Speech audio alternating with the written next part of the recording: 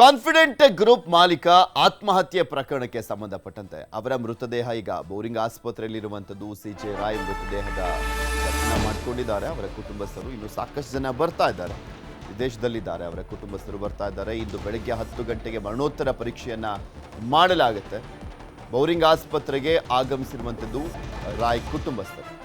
ವಿಚಾರ ಗೊತ್ತಾಗ್ತಿದ್ದ ಹಾಗೆ ಬಂದರು ಅವರ ಕುಟುಂಬದವರು. ರಾಯ್ ಮೃತದೇಹ ಕಂಡು ಕುಟುಂಬಸ್ಥರು ಕಣ್ಣೀರನ್ನು ಹಾಕ್ತಾ ಇದ್ದಾರೆ. ನಾಳೆ ಸಿಜೆ ರಾಯ್ ಅಂತ್ಯ ಸಂಸ್ಕಾರಕ್ಕೆ ನಿರ್ಧಾರವನ್ನ ಮಾಡಲಾಗಿದೆ. ನಾಳೆ ಅಂತ್ಯ ಸಂಸ್ಕಾರ ಮಾಡಲಾಗುತ್ತೆ. ಅಶೋಕನಗರ ಠಾಣೆಯಲ್ಲಿ ಎಫ್ಐಆರ್ ಕೂಡ ದಾಖಲಾಗಿದೆ. ಅನುಮಾನಾಸ್ಪದ ಸಾವು ಅಂತ ಪ್ರಕರಣವನ್ನ ದಾಖಲು ಮಾಡಿಕೊಂಡಿರುವಂಥದ್ದು. ಎಫ್ಐಆರ್ ದಾಖಲಾಗಿದೆ.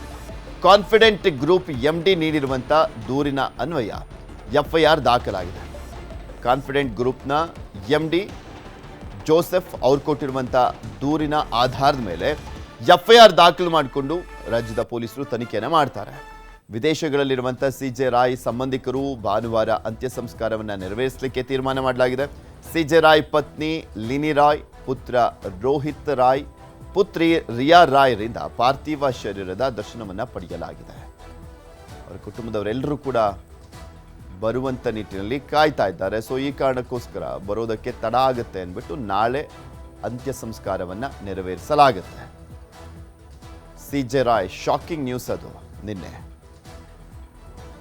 ಹಣ, ಹೆಸರು, ಕೀರ್ತಿ, ಅಂತಸ್ತು ಎಲ್ಲವೂ ಕೂಡ ಇತ್ತು. ಕಾರಣ ಏನು ಅನ್ನುವಂಥದ್ದೇ ಈಗಿರುವಂಥ ಪ್ರಶ್ನೆ ಆತ್ಮಹತ್ಯೆಗೆ. ನಾವು ಕಾನ್ಫಿಡೆಂಟ್ ಗ್ರೂಪ್ನ ಕಚೇರಿಯಲ್ಲೇ ರಾಯ್ ಸೂಸೈಡ್ ಮಾಡಿಕೊಂಡಿದ್ದು. ಅವ್ರ ಕ್ಯಾಬಿನಲ್ಲಿ ಒಂದು ಸುತ್ತು ಗುಂಡು ಹಾರಿಸಿಕೊಂಡು ಆತ್ಮಹತ್ಯೆಯನ್ನು ಮಾಡಿಕೊಂಡಿರುವಂಥದ್ದು. ಎದೆ ಮೇಲೆ ಶೂಟ್ ಮಾಡಿಕೊಂಡಿರುವಂಥದ್ದು ರಾಯ್. ಎದೆ ಮೇಲೆ ಶೂಟ್ ಮಾಡಿಕೊಂಡ್ರು. ಕಾರಣ ಅಂತೂ ಗೊತ್ತಾಗ್ತಿಲ್ಲ ಯಾಕೆ ಅಂತ. ಇದು IT ದಾಳಿಯಾಗಿರುವಂಥ ಸಂದರ್ಭದಲ್ಲಿ, IT ಆಫೀಸರ್ಸ್ ಕಚೇರಿಯಲ್ಲಿ ಇದ್ದಂಥ ಸಂದರ್ಭದಲ್ಲಿ ಶೂಟ್ ಮಾಡ್ಕೊಂಡು ಸಾವನ್ನಪ್ಪಿರುವಂಥದ್ದು. ಎದೆಯ ಮೇಲ್ಭಾಗದ ಮಾಂಸಖಂಡಗಳು ಚದುರಿಲ್ಲ. ಎದೆಯ ಒಳಭಾಗಕ್ಕೆ ಇಳಿದಿರುವಂಥದ್ದು ಗುಂಡು. ಬೋರಿಂಗ್ ಆಸ್ಪತ್ರೆಯಲ್ಲಿ ಇಂದು ಮರಣೋತ್ತರ ಪರೀಕ್ಷೆಯನ್ನು ಮಾಡಲಾಗುತ್ತೆ. 10 ಗಂಟೆಗೆ ಮರಣೋತ್ತರ ಪರೀಕ್ಷೆಯನ್ನು ಮಾಡಿದಂಥ ಸಂದರ್ಭದಲ್ಲಿ ಅದ್ರ ಬಗ್ಗೆ ಇನ್ನಷ್ಟು ಸ್ಪಷ್ಟವಾಗಿ ಗೊತ್ತಾಗುತ್ತೆ. ಶೂಟ್ ಮಾಡ್ಕೊಂಡಂಥ ಜಾಗ, ದೇಹದ ಯಾವ ಪಾರ್ಟ್ ಕಂಪ್ಲೀಟ್ ಡ್ಯಾಮೇಜ್ ಆಗಿದೆ ಶೂಟ್ ಮಾಡ್ಕೊಂಡಂಥ ಸಂದರ್ಭದಲ್ಲಿ, ಇದೆಲ್ಲವೂ ಕೂಡ ಗೊತ್ತಾಗುತ್ತೆ. ದೂರನ್ನು ಕೊಡಲಾಗಿದೆ. ಕಾನ್ಫಿಡೆಂಟ್ ಗ್ರೂಪ್ನ MD ಕೊಟ್ಟಿರುವಂಥ ದೂರಿನ ಆಧಾರದಲ್ಲಿ FIR ದಾಖಲಾಗಿದೆ. ಕಾರಣ ತಿಳಿದು ಬರಬೇಕಾಗಿದೆ ಅನ್ನುವಂಥ ನಿಟ್ಟಿನಲ್ಲಿ ಅವರು ದೂರನ್ನು ಕೊಟ್ಟಿರುವಂಥದ್ದು.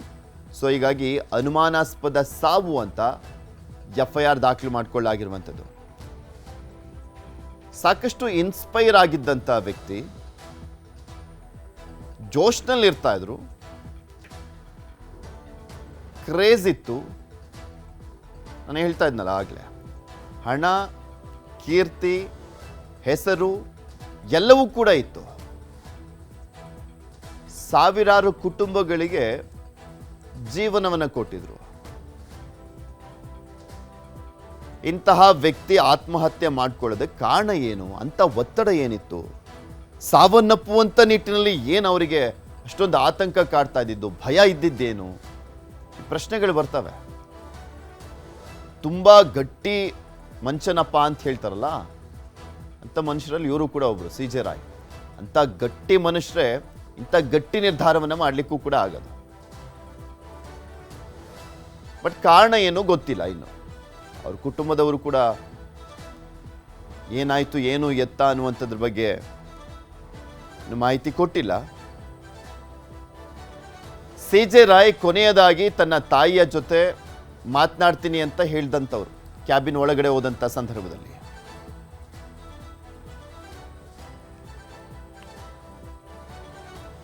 ಇದ್ರ ಬಗ್ಗೆ ಇನ್ನಷ್ಟು ಮಾಹಿತಿಯನ್ನು ಕೊಡ್ತಾ ಹೋಗ್ತಾರೆ ನಮ್ಮ ಪ್ರತಿನಿಧಿ ಮುನಿರಾಜು. ನಮ್ಮ ಜೊತೆ ನೇರ ಸಂಪರ್ಕದಲ್ಲಿ ಜಾಯ್ನ್ ಆಗಿದ್ದಾರೆ. ಮುನಿ, ಪ್ರತಿಯೊಬ್ಬರಿಗೂ ಕಾಡ್ತಾ ಇರುವಂಥ ಪ್ರಶ್ನೆ ಸಿಜೆ ರಾಯ್ ಅವರ ಈ ಸೂಸೈಡ್ಗೆ ಕಾರಣ ಏನು ಅನ್ನುವಂಥದ್ದು. ಅದ್ರ ಬಗ್ಗೆ ಏನೇನೆಲ್ಲ ಡೀಟೇಲ್ಸ್ಗಳು ಸಿಗ್ತಾ ಹೋಗ್ತಾ ಇದೆ, ಈಗ ಏನಾಗ್ತಾ ಇದೆ, ಅವ್ರ ಕುಟುಂಬದವರೆಲ್ಲರೂ ಬಂದಿದ್ದಾರೆ, ಯಾವಾಗ ಮರಣೋತ್ತರ ಪರೀಕ್ಷೆ, ಅದ್ರ ಬಗ್ಗೆ ಎಲ್ಲ ಅಪ್ಡೇಟ್ಸನ್ನು ಕೊಡ್ತಾ ಹೋಗೋದಾದ್ರೆ.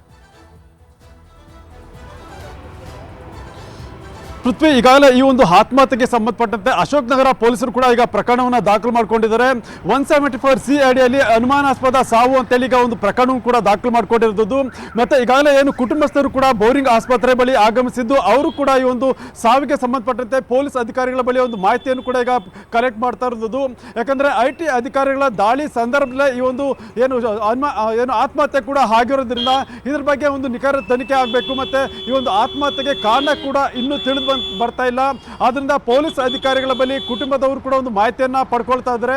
ಮತ್ತೆ ಇದೇ ವೇಳೆ ಏನು ಈಗ ಅವರ ಸಹೋದರ ಬಾಬು ಕೂಡ ಈಗ ಏನು ವಿದೇಶದಿಂದ ಬೆಂಗಳೂರಿಗೆ ಆಗಮಿಸಿದ್ದಾರೆ. ಅವರು ಕೂಡ ಈಗ ಏನು ಒಂದು ಆರೋಪವನ್ನು ಕೂಡ ಮಾಡ್ತಾ ಇದ್ದಾರೆ. IT ಅಧಿಕಾರಿಗಳ ಒಂದು ಒತ್ತಡ ಇತ್ತು ಅಂತೇಳಿ ಒಂದು ಆರೋಪವನ್ನು ಮಾಡ್ತಾ ಇರೋದ್ರಿಂದ ಇದ್ರ ಬಗ್ಗೆ ಕೂಲಂಕುಷ ತನಿಖೆ ಕೂಡ ಆಗಬೇಕು ಅಂತೇಳಿ ಈಗ ಅವರು ಒತ್ತಾಯವನ್ನು ಕೂಡ ಮಾಡ್ತಾ ಇರೋದು. ಪೃಥ್ವಿ, ಓಕೆ, ಧನ್ಯವಾದ ಮುನಿ.